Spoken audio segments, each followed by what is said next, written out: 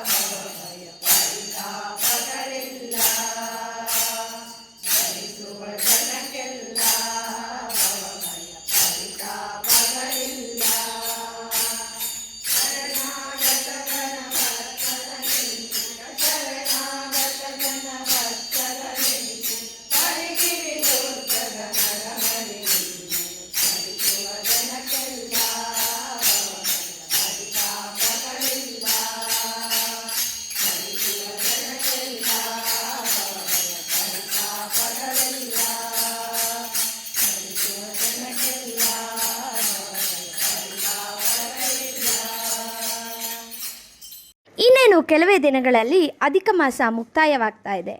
ಇನ್ನು ಯಾರೆಲ್ಲ ನಮ್ಮ ಚಾನಲ್ಗೆ ಸಬ್ಸ್ಕ್ರೈಬ್ ಆಗಿಲ್ವೋ ದಯವಿಟ್ಟು ಸಬ್ಸ್ಕ್ರೈಬ್ ಮಾಡಿಕೊಳ್ಳಿ ಹಾಗೂ ಎಲ್ಲರಿಗೂ ಶೇರ್ ಮಾಡಿ, ಕಮೆಂಟ್ ಮಾಡಿ. ಧನ್ಯವಾದಗಳು.